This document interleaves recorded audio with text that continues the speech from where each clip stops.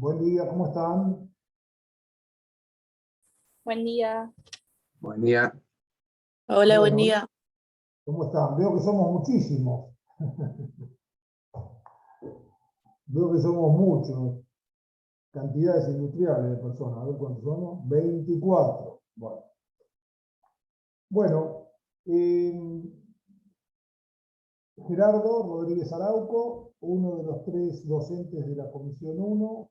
El restante es el doctor Luis Ambos y el doctor Facundo Dominone. Somos las 3 personas con contacto con ustedes casi diariamente durante el curso. Somos las personas que, por otro lado, vamos a colaborar con ustedes en todo este tema, digamos, hasta la evaluación, y después vamos a ser las personas que nos vamos a evaluar. La idea de esto es muy clara. Parece una verdad de perogrullo, pero la idea es que aprendan, chicos, que aprendan. Porque si ustedes aprenden esto, no memoricen, si entienden y aprenden esto, van a aprender una buena parte del derecho privado, por lo menos. ¿Sí? Hay un cronograma, ya les habrá explicado Roberto Lustanó, seguramente, el doctor Lustanó, el día de arranque de esto, porque creo que fue el martes. Hay un cronograma, el cronograma es una guía para ustedes y para nosotros. Puede sufrir alguna alteración, puede ser que uno de los docentes dé un tema que viene de pronto dentro de 2 días y el otro de el que no dio. No hay, por supuesto no va a haber grandes sobresaltos, pero puede pasar eso. En cuanto al ritmo del estudio, no tiene ningún sentido positivo para ustedes que ustedes estudien conforme el cronograma, porque esto quiere decir que ustedes terminarían de ver la materia unos pocos días antes del examen. Y les aseguro que la tendrían, digamos que para probar, uno normalmente ve la temática que va a entrar en el examen y la repasa. O sea que si uno va conforme las clases, se queda sin tiempo, ¿ok? Con lo cual, ustedes tienen que ir estudiando y adelantando. Y estas clases van a servir para ir reforzando temas que ustedes ya vieron. En tanto ustedes hayan abordado los temas que se van a ver en clase, les va a resultar súper provechoso. Van a poder hacer preguntas, se van a dar cuenta que habían entendido mal, o una parte. Si ustedes vienen a la clase a enterarse del tema, no sirve mucho porque, digamos, pues esto representa una utilidad si ustedes han dado una ley. En lo personal pienso que eso pasa bastante con los temas que vamos a ver a partir de la semana que viene. ¿Por qué? Porque ya dejan de ser tan generales los temas, ¿ok? Las primeras 2 clases son temas muy básicos, de conocimiento muy general sobre la materia. Y después ya empieza, después de la unidad 1, ya empiezan temas bien concretos que ustedes los pueden aprovechar en tanto los hayan leído, ¿se entiende? Ustedes los abordan, los leen y después van a la clase y la aprovechan. Bueno, hacer preguntas. ¿De qué se trata esto? Nosotros vamos a hablar de derecho de las obligaciones. ¿Cómo contextualizamos el tema?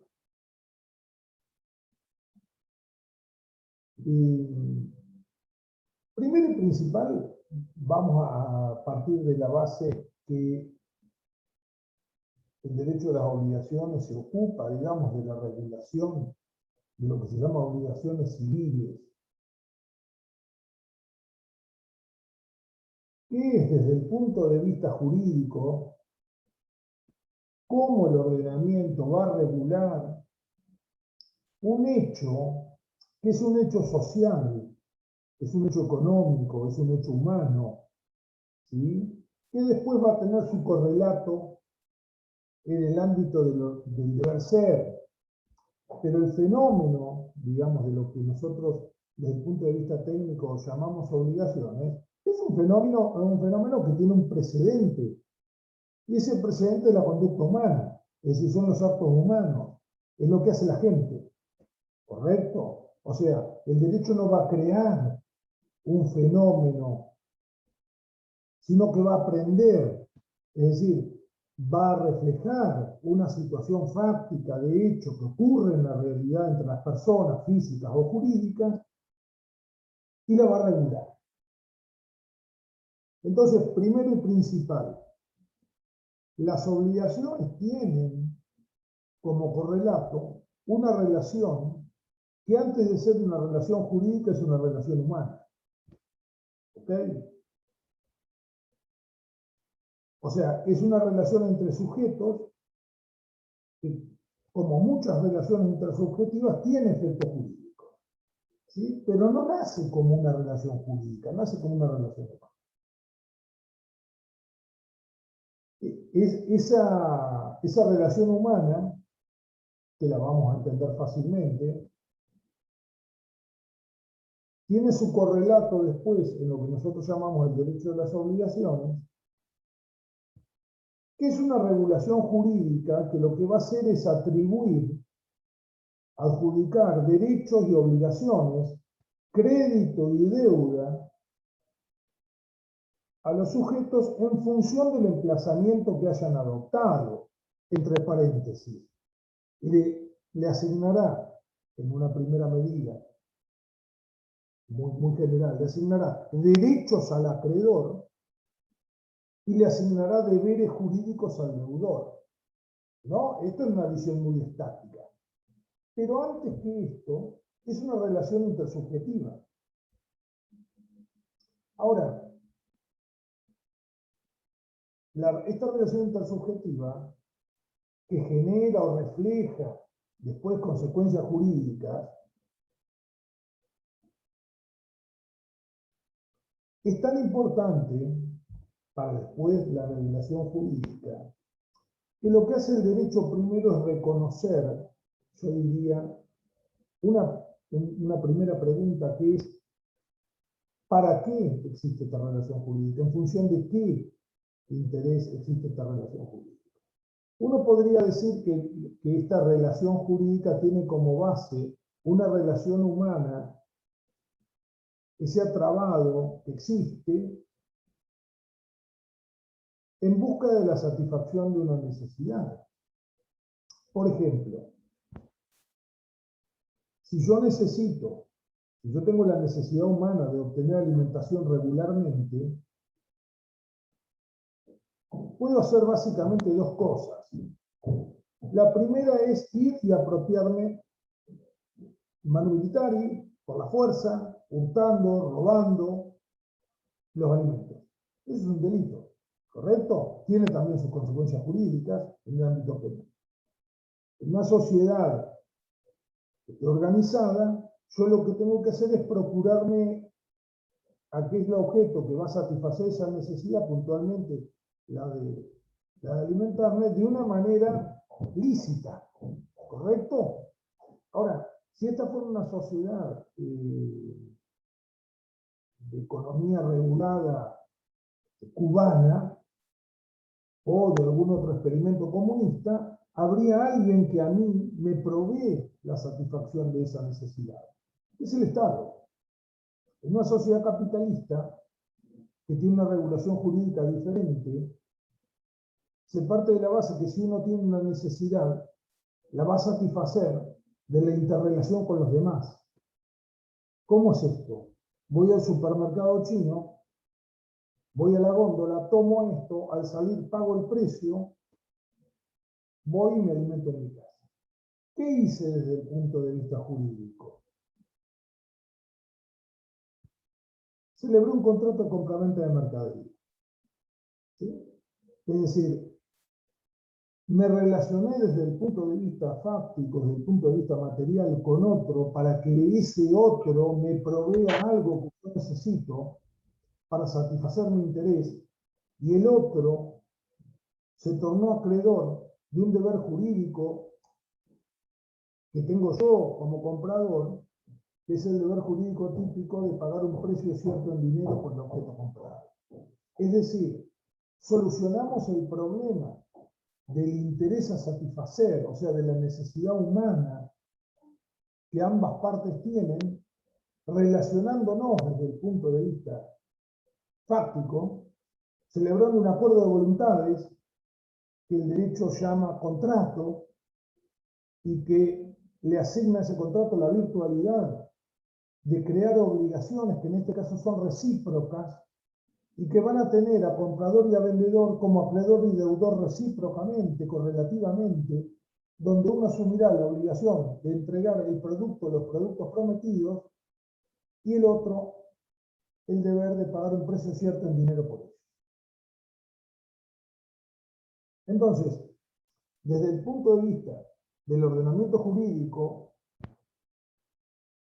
el derecho reguló y ordenó una situación asignándole un determinado esquema o estructura, el contrato, y en función del contrato finalmente concibió esto bajo la forma, bajo la organización de lo que se llama obligación civil, que acá en nuestro caso el chino y el comprador son dos personas físicas que celebran un contrato de compra-venta y que se tornan acreedor y deudor recíprocamente.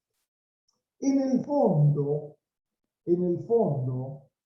toda esta estructura desde el punto de vista jurídico, desde el punto de vista de la organización jurídica y económica de una sociedad, reconoce un punto en común entre los dos sujetos que se relacionan. Y ese punto en común es la existencia de necesidades de orden humano a satisfacer. ¿Sí? Entonces, cuando uno dice ¿por qué existen las obligaciones? Bueno, existen las obligaciones porque la satisfacción de las necesidades en una sociedad organizada de economía de mercado básicamente se van a organizar bajo dos formatos. El formato de las obligaciones civiles o del derecho de las obligaciones y el formato de los derechos reales. ¿Por qué? Porque estas dos estructuras me van a organizar a mí dos formas de satisfacción del interés y de la necesidad que tienen las personas, que son por medio de la conducta o de la cooperación de otro, obligaciones, o en relación directa y excluyente con la cosa o las cosas que me van a satisfacer esa necesidad derechosa. ¿Me siguen hasta acá? Es decir, las necesidades en determinado plano van a ser satisfechas en una sociedad organizada de economía de mercado. Y digo esto donde se va a reconocer el valor de la propiedad privada, etc.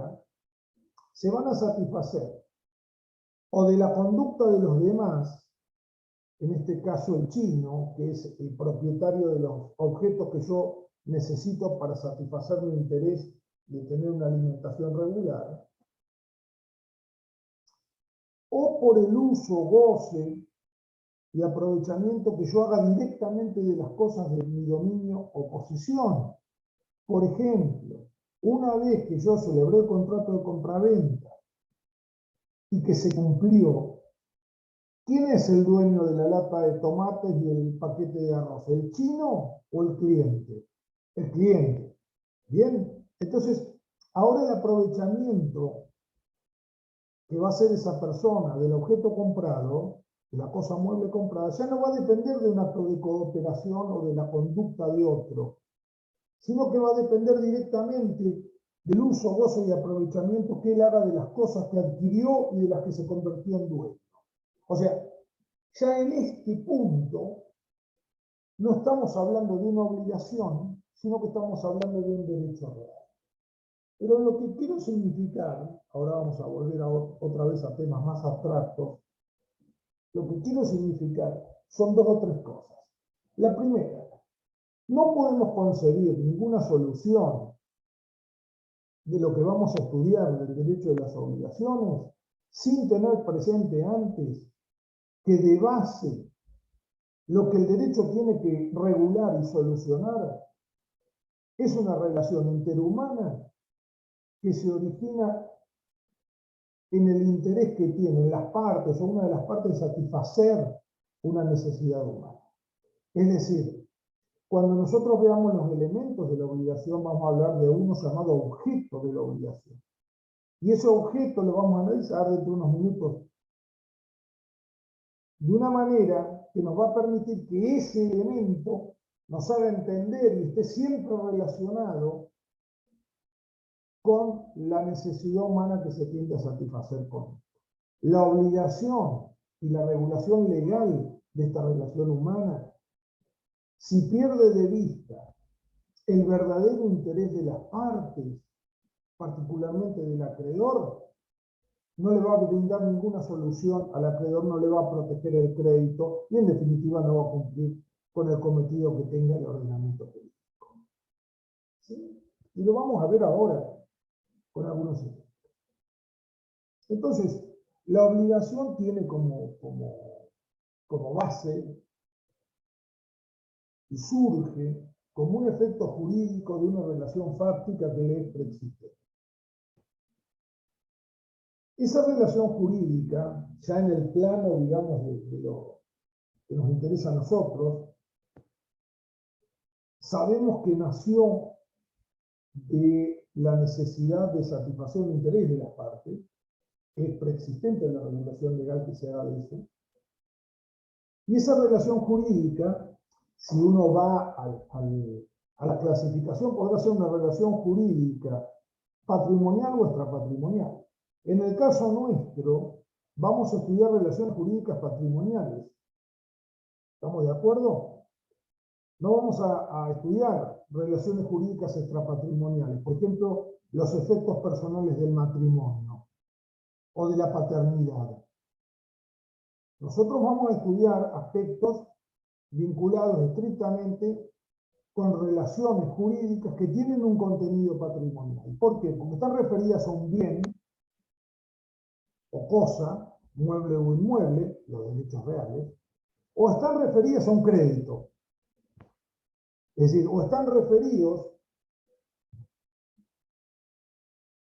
a un contenido que es valuable patrimonialmente. Vamos a ver nosotros que una de las condiciones para que estemos hablando de una obligación civil es que la prestación tenga carácter pecuniario, es decir, que tenga un significado económico. Si no tiene un significado económico, no vamos a estar hablando de obligación civil. Estaremos hablando de otra clase de deberes, ¿correcto? En nuestro caso estamos hablando de relaciones jurídicas patrimoniales. O sea, estamos hablando de lo que se llama el derecho privado patrimonial. Privado en contraposición al derecho público y patrimonial en contraposición a la regulación de las consecuencias extrapatrimoniales de determinadas relaciones humanas. Caso típico, el matrimonio. El matrimonio proyecta la regulación de muy distintos efectos de esa relación humana. Algunos son de carácter económico patrimonial. Por ejemplo, todo lo atinente a la regulación patrimonial del matrimonio, o sea, a la regulación de los bienes en común y las acciones y derechos que tiene cada uno de los cónyuges con relación a los bienes comunes. Pero también regula muchos otros aspectos vinculados con cuestiones extrapatrimoniales que nacen del mismo fenómeno humano de la unión bajo matrimonio.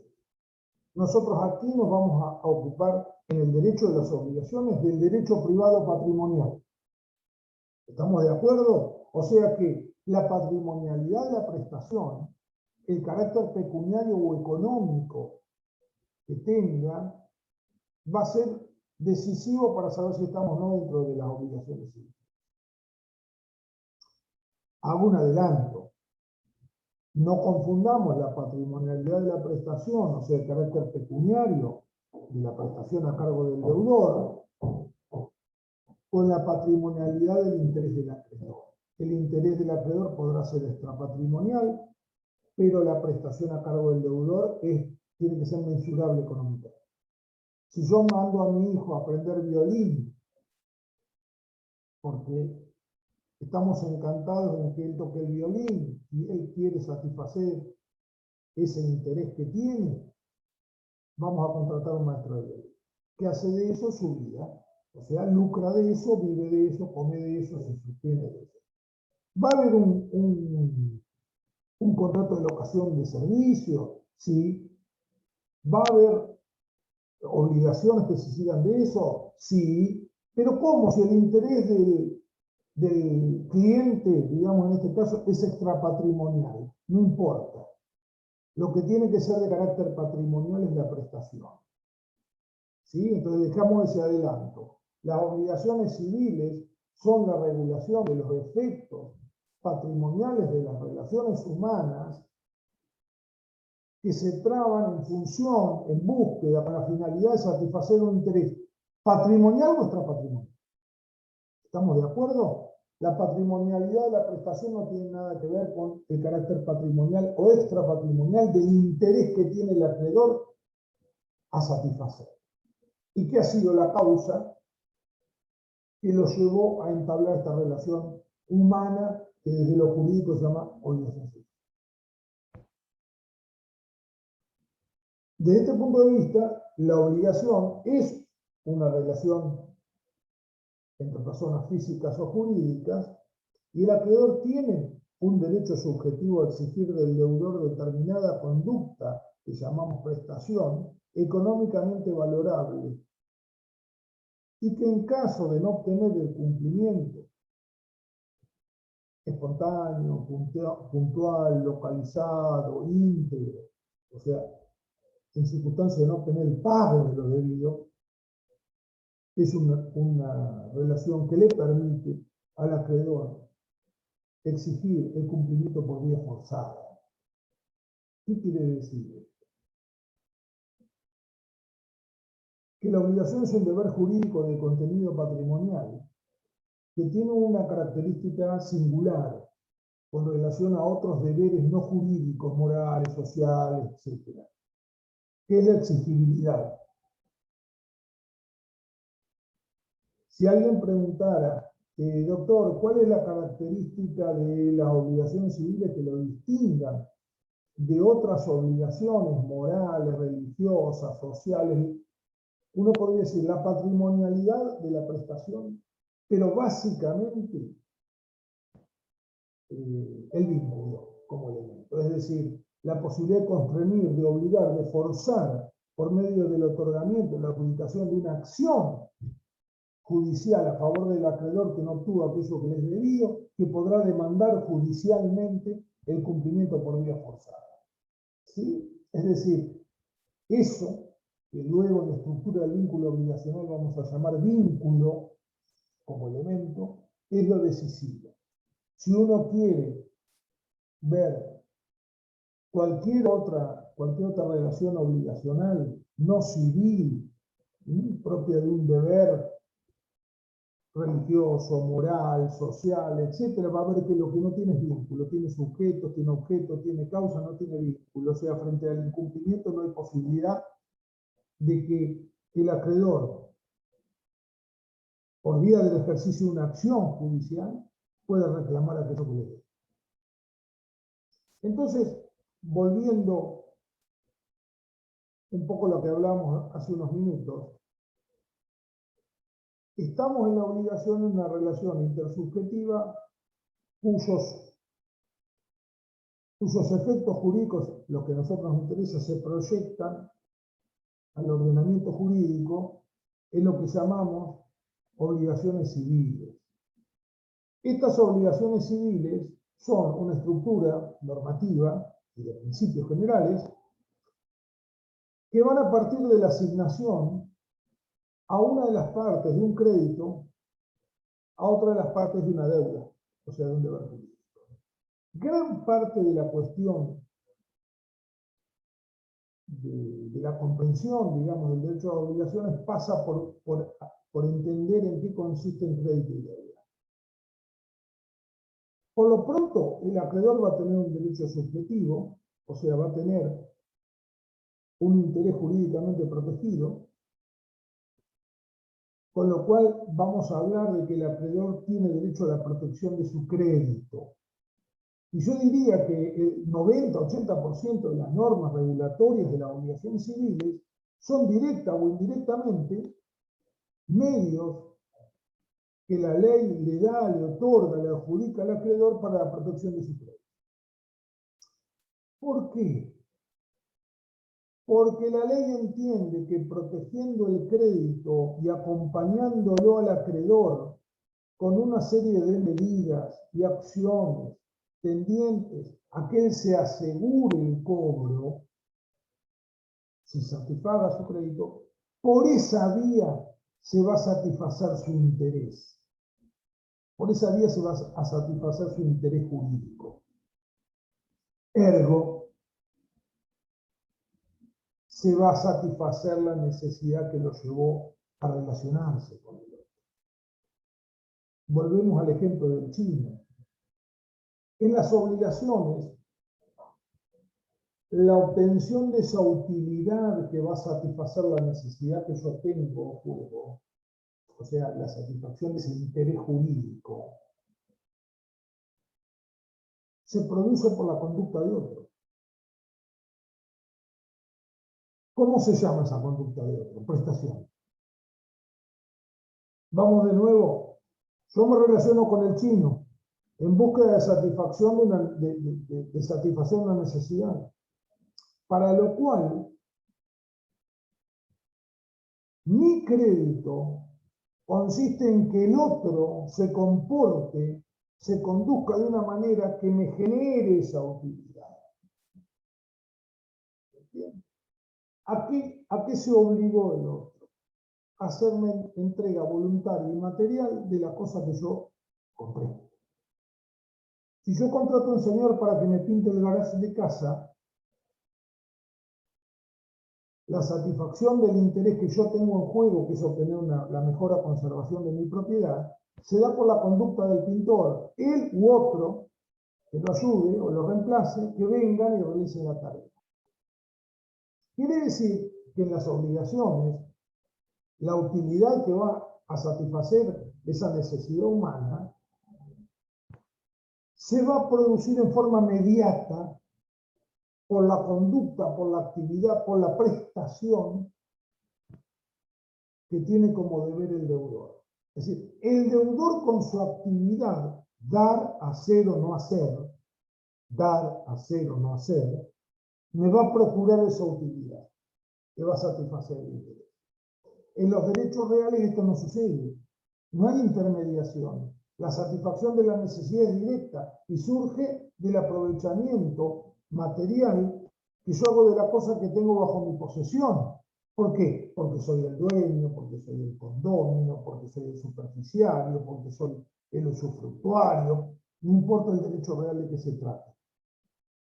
Hay tantos derechos reales, moldes, digamos, como finalidades tiene su titular.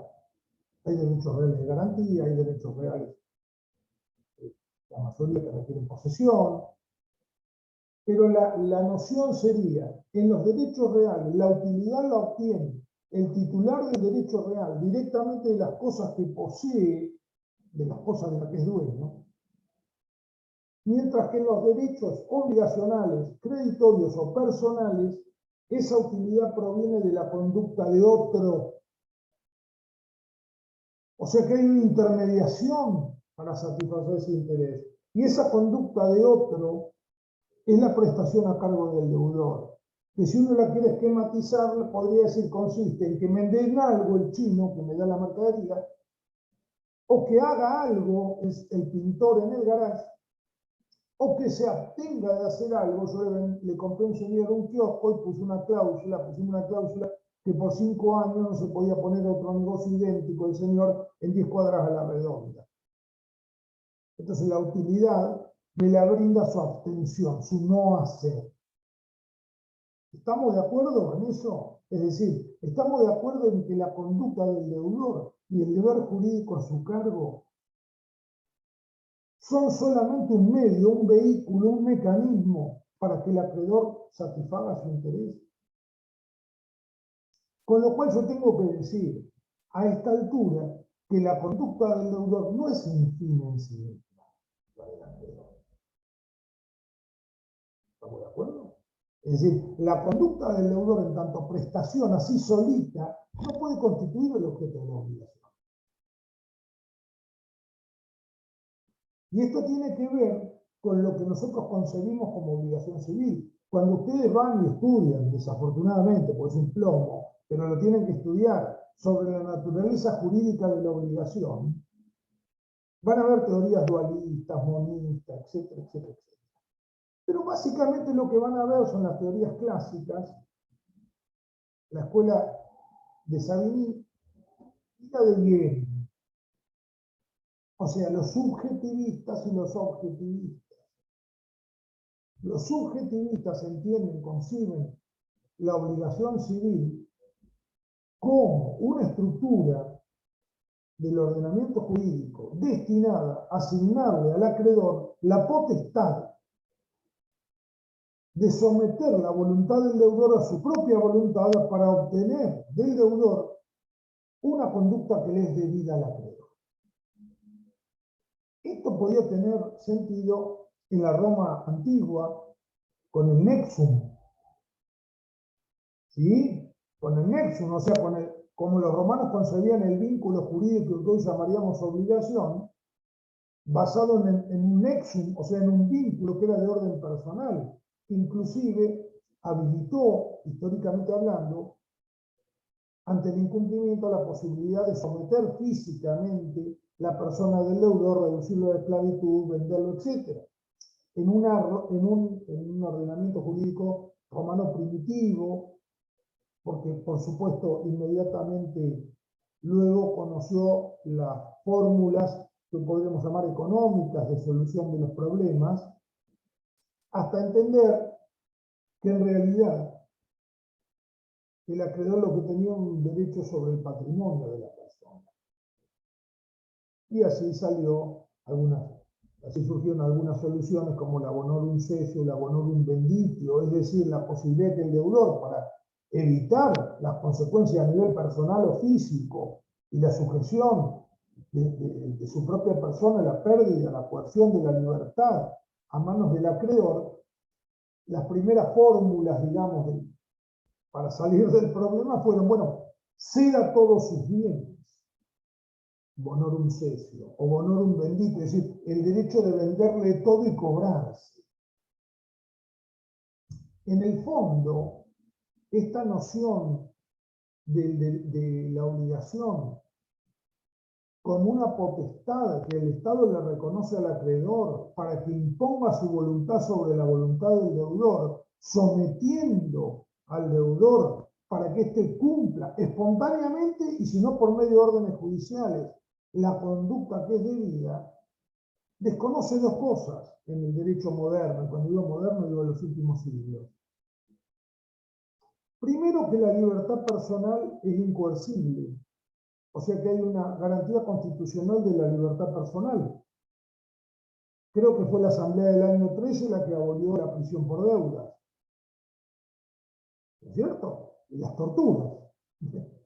Es decir, de hecho no está permitido, está prohibido los vejámenes hasta en situaciones de pérdida de la libertad personal, como pasa por la comisión de un ilícito penal. ¿Qué quiere decir esto?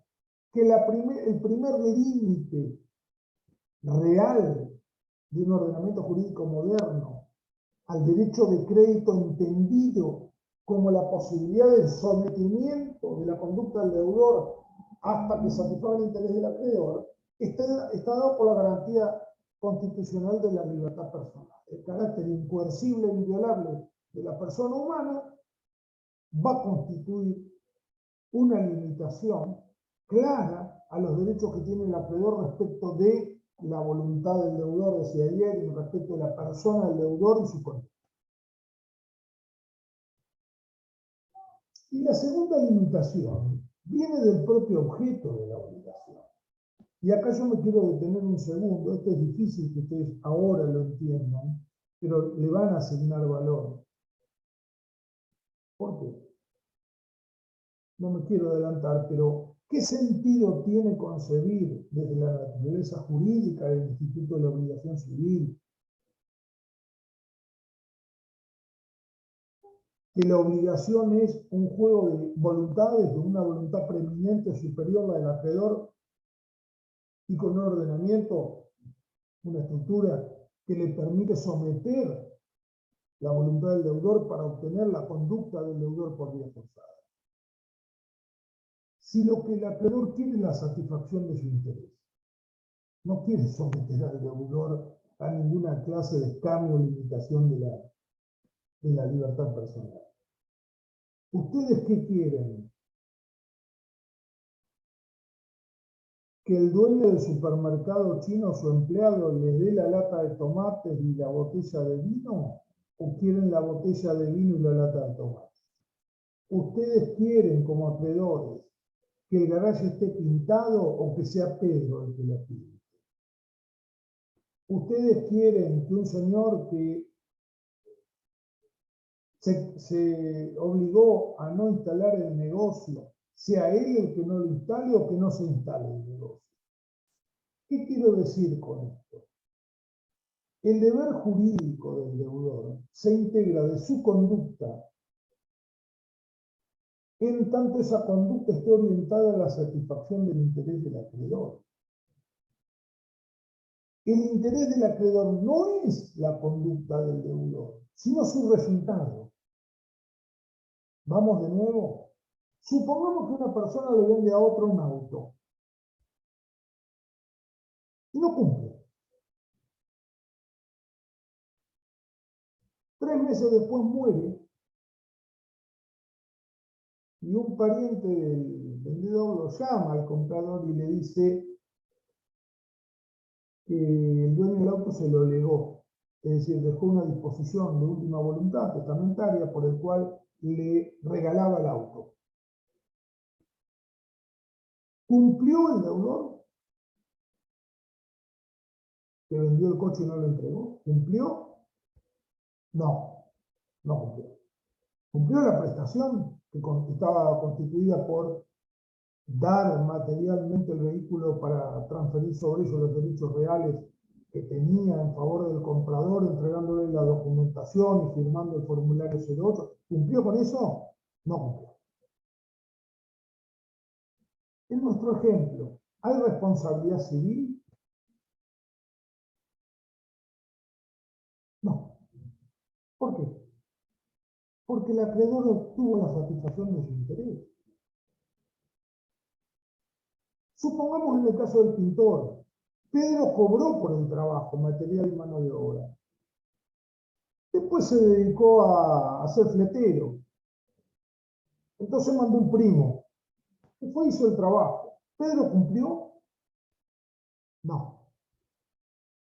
¿Hay acción para reclamarle por el incumplimiento, los daños y perjuicios? O sea, ¿hay responsabilidad civil de Pedro? No.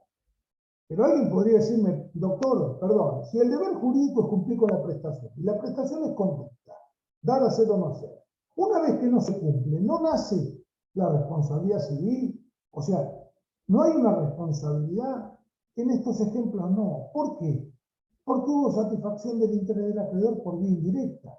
En un caso el tipo se lo regaló. En el otro obtuvo de un sobrino la liberalidad de ir a pintar sin cargo para el dueño de la propiedad. ¿Qué quiero decir con estos ejemplos?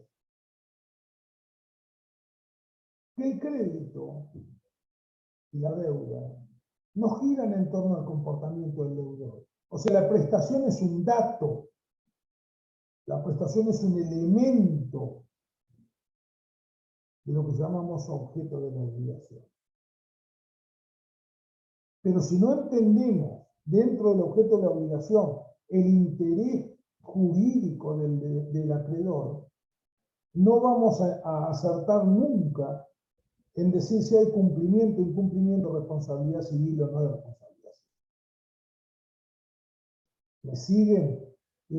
La obligación, entendida como la aprehensión en el ámbito del deber ser de una relación humana tendiente a la satisfacción de un interés propio, o sea, obtener una utilidad que satisfaga una necesidad humana, tiene que tener como dato esencial de esa estructura jurídica el interés de la gente. ¿Qué es lo que llevó a vincularse a la gente?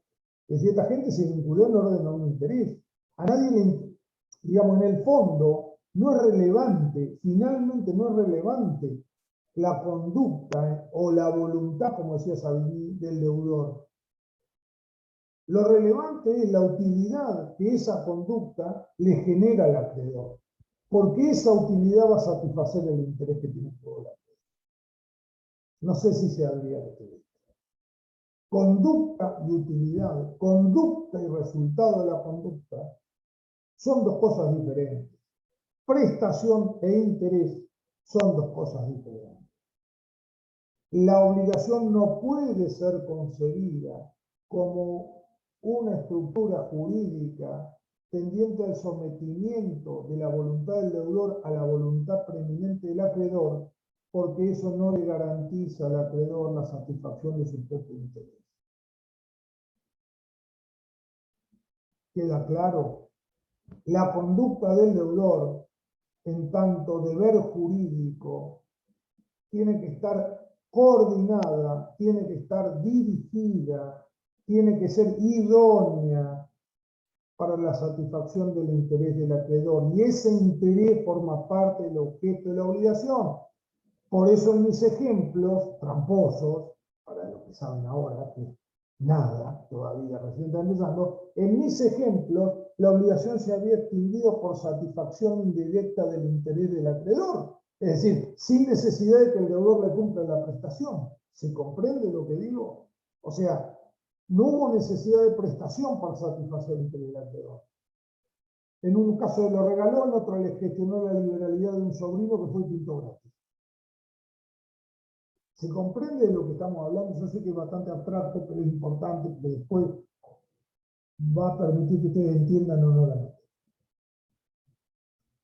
Volvamos un poquito atrás. Habíamos dicho que las obligaciones son derechos subjetivos de orden patrimonial y que en la naturaleza jurídica de la obligación no era tan significativa la conducta del deudor, como lo entendía Savigny, la escuela clásica, sino que lo importante aquí era la satisfacción del interés del acreedor, que normalmente se obtenía de la conducta dar, hacer o no hacer del deudor. Según Gehring, en la escuela alemana,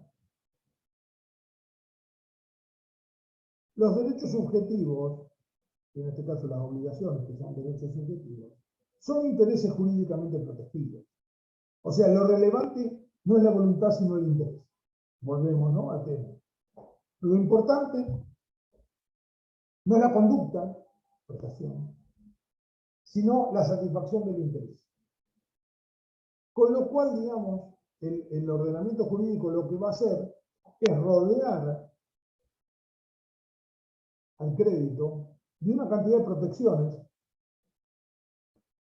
básicamente para satisfacer el interés del acreedor. Es decir, el crédito se va a satisfacer, el interés se va a satisfacer protegiendo el crédito. Es decir, en criollo, dándole acciones y derechos al acreedor, reconociéndole mecanismos al acreedor para que logre cobrar lo que se debe. Porque se entiende que a partir de eso se produce la satisfacción. O sea que el crédito sería un interés jurídicamente tutelado. Esto se acerca más a la realidad. ¿Por qué? Porque incorpora la noción y la relevancia de la importancia del interés dentro del objeto de la obligación. Me parece, ¿no?, que es lo que estamos hablando recién. La conducta, como mera conducta, no es relevante para el acreedor. Lo importante es el resultado de la conducta. O sea, si esa conducta satisface o no el interés que tiene. Punto. Tan relevante es, y vuelvo a mis ejemplos tramposos, tan relevante es la satisfacción del interés, que si se obtiene por vía indirecta se extingue la obligación. Vamos de nuevo. Si el tipo que me debía traer el auto no cumple con la obligación de dar, pero me lo regala, cuando se muere, se extinguió el crédito. Porque se extinguió el interés, ya está satisfecho el interés que se quería proteger. ¿Estamos de acuerdo? Es decir, lo relevante acá, esta es la prueba, ¿no? Siempre lo digo, año tras año digo, esto prueba, muchachos, que lo relevante no es la conducta, sino su resultado. Lo relevante no es la conducta, sino su resultado. Ahora, ¿por qué hay algo que se llama prestación?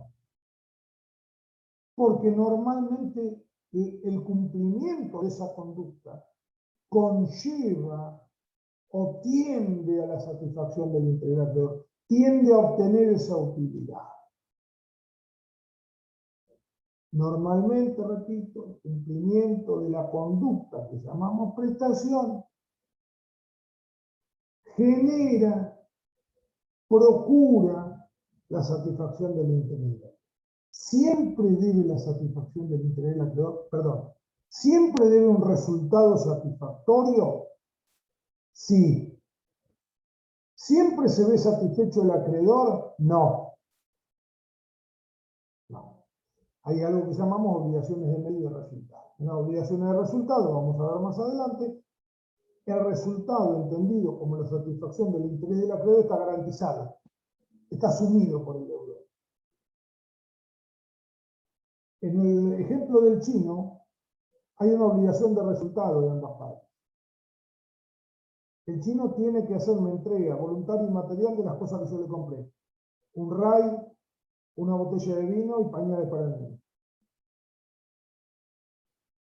Si esas cosas no ingresan en mi patrimonio, hay incumplimiento. ¿Por qué? Porque él asumió un resultado.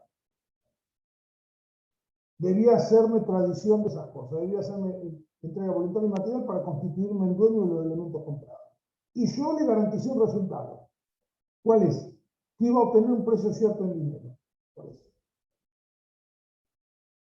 Entonces, si a mí me demuestra que hizo todo lo humanamente diligente para entregarme las cosas, pero las cosas no ingresaron en mi patrimonio, incumplió. No importa la diligencia que haya puesto. Y si yo demuestro y alego que hice lo necesario para pagarle, pero finalmente no le entregué el dinero, incumplí. Ahora, si a mí me contrata el chino o el cliente para que lo defienda en un juicio, y a él lo que lo satisface es ganarlo, yo no lo puedo garantizar. ¿Qué debo?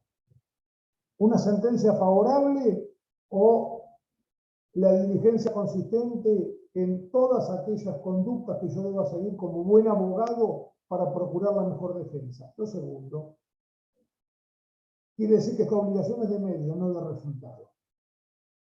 Ergo, si pierde el juicio, eso no implica necesariamente que yo haya incumplido. Tendrá que demostrar que yo no empleé la diligencia exigible, que era así la prestación a mi cargo. Fíjese qué complejo, pero qué gráfico, esta interrelación permanente entre conducta y su resultado, entre prestación y utilidad como satisfacción del interés del acreedor. En definitiva, la relación constante entre prestación e interés.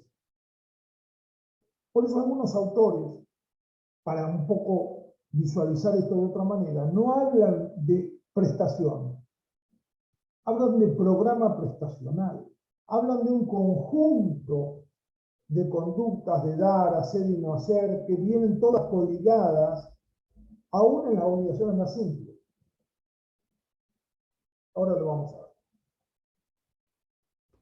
Decía que estamos siempre hablando de la naturaleza jurídica de la obligación dentro del marco de los derechos privados de carácter patrimonial, donde se produce la divisoria de aguas entre derechos creditorios obligacionales y los derechos reales, que son primos hermanos, porque son los dos conductos para obtener la satisfacción de intereses humanos que se basan en relaciones económicas, ¿no? Los derechos reales por el aprovechamiento directo sobre las cosas de dominio o posesión de su titular, el derecho de las obligaciones por la obtención de la utilidad que me genera la conducta de otros, llamados deudores. Hay similitudes y diferencias entre los derechos reales y personales. Los derechos reales son de creación legal absoluta. mientras que en los derechos personales, creditorios u obligacionales reina un principio que es el de la autonomía de la voluntad creadora. Es decir, nosotros podemos concebir tantos contratos y tantas obligaciones como se nos ocurra, con algunos límites, por supuesto. Pero nosotros podemos crear la cantidad de relaciones y figuras jurídicas que se nos ocurra en virtud del principio de autonomía de la voluntad creadora, que básicamente se funda, digamos, en reconocer el derecho a contratar o de contratar, y después el derecho de contratar de la forma en que las partes convengan, conforme el acuerdo de voluntades que constituye esa relación contractual. En los derechos reales hay un principio que es el de números clausus, o sea, número cerrado. ¿Por qué? Porque los derechos reales agencian sobre cosas, entonces se entendió desde Vélez que la posibilidad de dar autonomía a los individuos para que inventen la cantidad de derechos reales que se les ocurra con la finalidad que crean conveniente, produciría una atomización del derecho de propiedad o dominio, que es el derecho que tradicionalmente garantiza el mejor aprovechamiento sobre las cosas. Supongamos que yo soy dueño de un lote de terreno, la ley permite que yo sea el nudo propietario, o sea, el propietario, el titular del derecho de dominio, pero que no lo aproveche al objeto. ¿Por qué? Porque, por ejemplo, establezco un usufructo, o sea, le dé a alguien, le reconozca a alguien el derecho de usar y gozar de la cosa y habitarla, aun cuando no sea de su dominio o propiedad. De manera que habría un titular de un dueño de la nueva propiedad y un titular de un derecho de aprovechamiento o uso de la cosa. También puede haber un nudo propietario y puede haber un superficiario, un señor que tiene derecho a hacer aprovechamiento de la superficie del inmueble. También puede ser que haya dos propietarios, se llaman condóminos, o más, y cada uno va a hacer un aprovechamiento conjunto con los demás, sin excluirlos de la misma cosa. Va a haber un número cerrado diverso, pero cerrado de derechos reales, porque se entiende que si hubiera muchos derechos reales sobre la misma cosa, habría una neutralización del aprovechamiento y no habría una posibilidad real de aprovechar y gozar de la cosa. Los derechos reales son perpetuos, no se pierden por el no uso. Si se pierden es por el uso de otro, o sea, por la posesión continua, pacífica e ininterrumpida durante el plazo que prevea la ley, y se llama eso prescripción adquisitiva, es una forma de adquirir un derecho real, pero no se pierde por el no uso, o sea que si yo abandono una propiedad durante 200 años y un día vuelvo y nadie lo usucapió, prescribió adquisitivamente, sigue siendo mío. Y mi heredero. Los derechos reales, los derechos creditorios son temporales, es decir, el no ejercicio del derecho personal, es decir, la falta de ejercicio del derecho de crédito puede originar la prescripción liberatoria, o sea que se pierda por su no uso. Los derechos reales son absolutos, o sea, se ejercen con relación a todos y a cualquiera, excluyendo a quien no sea su titular. ¿Por qué? Porque esa exclusión de otras personas garantiza el aprovechamiento. Por eso, en materia de derechos reales, la mayoría de las disposiciones tienden a la protección de la posesión.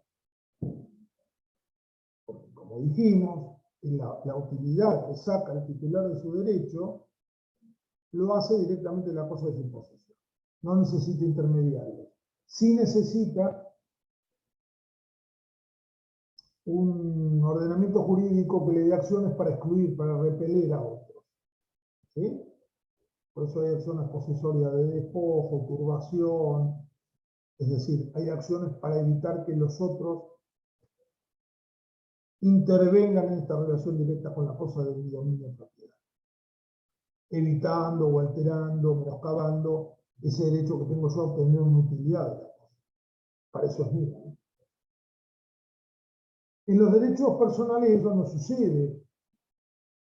Lo que tienen es un carácter relativo, significa que los efectos de la obligación se van a proyectar activa y pasivamente a aquellos sujetos del vínculo obligacional. ¿Sí? ¿Quiénes son? El acreedor y el deudor. Y los herederos en el caso que alguno de esos fallezca. En los derechos reales van a dar jus persequendi, es decir, si el titular del derecho real es despojado de la cosa, la ley le da la posibilidad de perseguirlo de manos de quien la posea. Es decir, de ir y reclamarla de manos de quien esté, de quien lo haya despojado. El derecho de las obligaciones no prevé jus persequendi. La responsabilidad es patrimonial de aquel que es civilmente responsable, es decir, va a responder con su patrimonio, pero no hay un derecho a perseguir la cosa de manos de quien esté. Supongamos que yo le compro un R12 modelo 89 a Abril González Santucho, que está ahí con una fotito, y Abril me lo vende, hacemos un boleto de compraventa, me dice el 15 de septiembre le voy a dar esto, y 2 días después se lo vende a Belén Torres. Y le da la posesión a Belén Torres, después Belén va, hace el trámite registral. Cuando yo voy el 15 de septiembre, le digo, Abril, el R12, y se lo dio a Belén. ¿Yo tengo derecho a perseguir del patrimonio de Belén la restitución o la entrega del R12? No, no tengo jus persequendi. ¿Qué tengo la posibilidad de hacer? Bueno, como Abril es una incumplidora, tengo derecho al resarcimiento de los daños y perjuicios que su conducta incumplidora me causó. Es decir, voy a ejercer acciones de responsabilidad civil sobre el patrimonio de Abril. ¿Dentro del patrimonio va a estar el R12? No. No tengo jus persequendi. En los derechos reales da jus preferendi.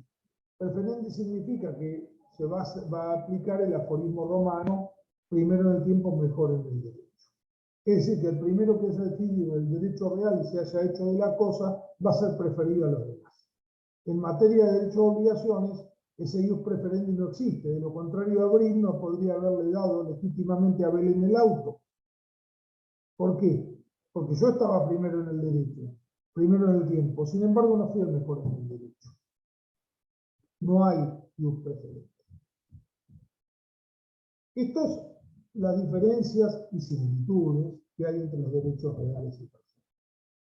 Vamos terminando diciendo que la estructura del vínculo obligacional se compone de 4 elementos: sujeto, objeto, vínculo y causa.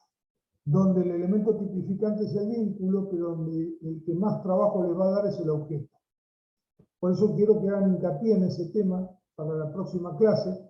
Va a seguir Luis mañana, con otros temas también un poquito abstractos, pero le voy a pedir que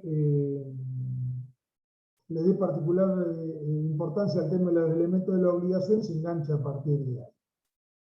Si quieren, liberan los micrófonos, hacen preguntas. Sé que es bastante difícil de temas tan abstractos, pero quedo a disposición.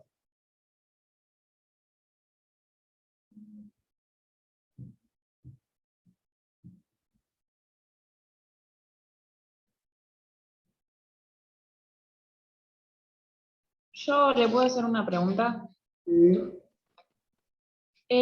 puede dar un ejemplo de un caso en el que el deudor cumpla con la prestación, pero no satisfaga el interés del acreedor y entonces eso genere responsabilidad civil. Bueno, es una muy buena pregunta, Agustina. Una de las cosas más difíciles en el tema, en este tema general, sobre el cual se han escrito libros. Por ejemplo, esos libros se llaman Teoría General del Incumplimiento Obligacional. El libro grande. Pasa por establecer a qué tiene derecho el acreedor y cuál es el deber jurídico del deudor. ¿Me entendés? Es decir, en la práctica se resume así. Yo voy al médico. celebro un contrato de prestación médica, ¿tengo derecho a obtener la curación? ¿Forma parte del crédito? Porque si no me curo, esto implicaría necesariamente que haya responsabilidad civil. ¿Me seguís la pregunta? Es decir, ¿tengo derecho a la curación? ¿La curación forma parte del objeto de la obligación de este contrato? ¿Ustedes qué dirían? No, no. ¿Por qué no? Porque el médico no puede asumir la satisfacción de ese resultado. Con lo cual el deber jurídico del médico va a estar constreñido y limitado a prestar todo su conocimiento en el diagnóstico y tratamiento de una patología. Es decir, él va a tener que poner todo el conocimiento exigible según el estado de la ciencia médica en el lugar y momento en el cual es contratado, tendiente a la detección, diagnóstico, tratamiento y curación, pero sin que la curación, como resultado final, pueda serle exigido. Es decir, el objeto de la obligación contiene una conducta exigible al médico y un resultado esperable, un interés para la curación, que no es la curación. Es obtener el mejor tratamiento médico tendiente a la curación. Entonces, evidentemente ahí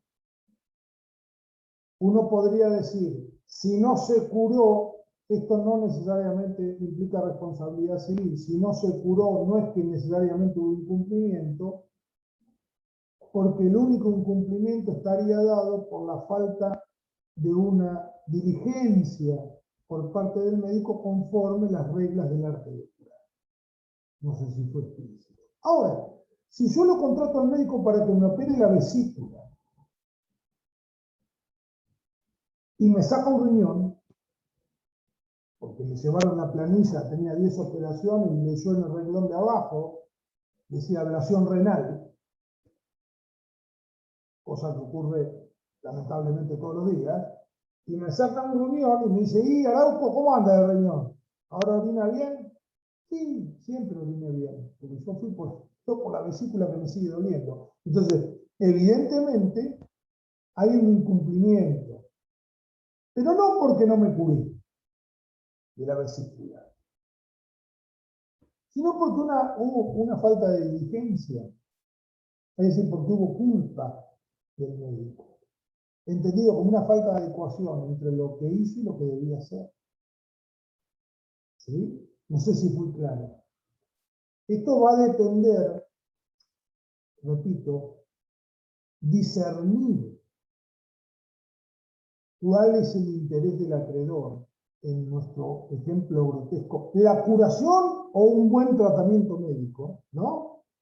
Esto o aquello, porque si se prometió la curación, la consecuencia es una. Y si se prometió el mejor tratamiento médico, la consecuencia es otra. ¿Sí?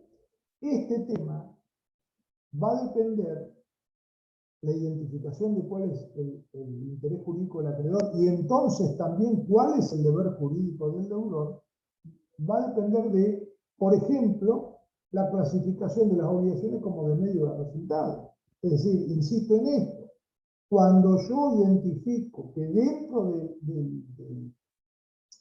del objeto de la obligación alguien tiene derecho y otro tiene el deber de procurar un resultado concreto y lo ha garantizado, entonces ese resultado me va a indicar, la obtención del mismo me va a indicar el cumplimiento o el incumplimiento, la existencia o inexistencia de responsabilidad civil.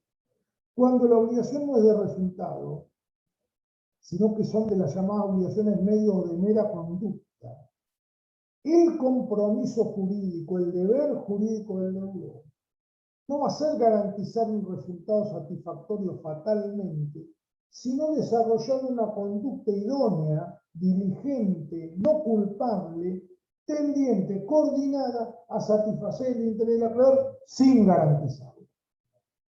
Esto después es fenomenológico, o sea, esto después lo vamos a tener que ir viendo en cada caso concreto. En la compraventa de un auto, como en mi ejemplo del chino, las obligaciones son de resultado. Es decir, no se concibe una conducta cumplidora, por más diligente que sea, si la persona no recibe los productos o en su patrimonio no ingresa el R12. ¿Se entiende esto? Ahora, si la misma persona va a ver al doctor Araujo como abogado, sabe que no tiene derecho a exigir ganar el juicio. Tiene derecho a la mejor atención jurídica que pueda obtener hoy en Mar del Plata. Es decir, mera diligencia. Con eso se va a satisfacer su interés, porque su interés es ese. Su interés no es su interés desde el punto de vista jurídico no puede estar constituido por ganar el juicio. El interés desde el punto de vista jurídico del paciente no puede estar constituido por la curación como resultado fatal necesario. ¿Se entiende? Es decir, un ejemplo más de cómo tiene que coordinarse, comprenderse, enhebrarse el interés humano que está en juego en la relación que se entabla con el interés jurídico.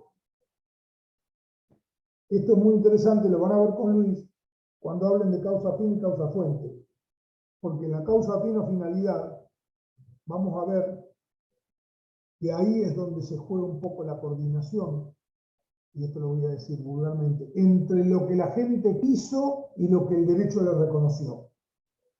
¿Sí? En lo que la gente pensó que lograba relacionándose y lo que el derecho le da. ¿Sí? Es decir, los límites que normalmente se los informa un abogado, una vez que hay un conflicto o una situación de insatisfacción, el abogado le dice, no, mire, usted no tiene derecho a eso, nunca lo tuvo. ¿Cómo? Yo pensé, no, usted tiene derecho a esto. Si quería lo otro, tendría que haber hecho otra cosa, tendría que haber hecho esto. O sea, no celebrar este contrato, sino celebrar este. Porque este tiene esta limitación. Ojo que el pensamiento vulgar de la gente, de todos nosotros, nos lleva a pensar que la mayoría de las relaciones que entablamos, en su reflejo jurídico, tenemos más derecho de lo que realmente tenemos.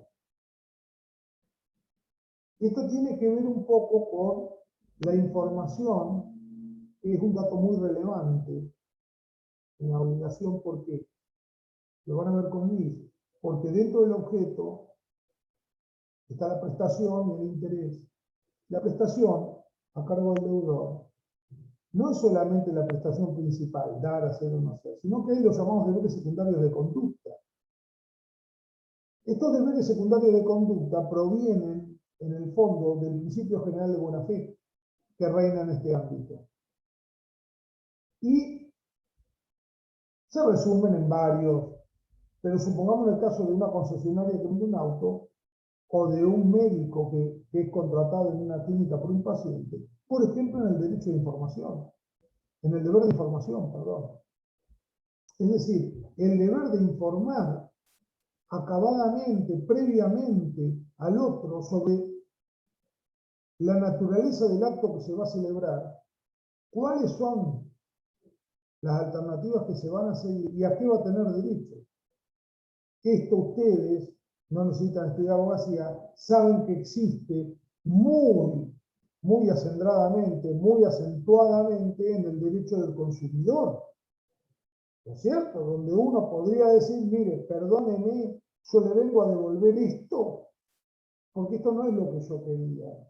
Usted no me informó de las características de esto que compré, yo quería otra cosa, y no fui informado.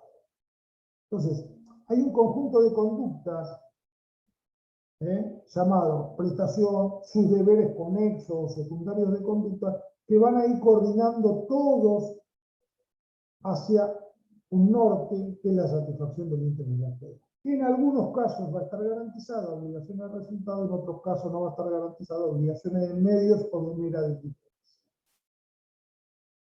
Yo diría que vamos a dejar acá, primero porque para dormir, si no hora y cuarto, y después, pues, sí, y después porque, sí, son cosas muy abstractas. pero en unos días van a estar viendo cosas muy concretas, con artículos, con todas cosas ya más específicas. Pero esto es muy importante. Le voy a pedir a Luis que arranque con los elementos, pero que vuelta haga énfasis en la cuestión del objeto de la unidad. Les dejo un saludo y hasta la semana que viene. La semana que viene, teóricamente, es presencial la clase mía. Es la única presencial. Que sigan bien. Muchas gracias, profe. Hasta luego. Muchas gracias. Gracias.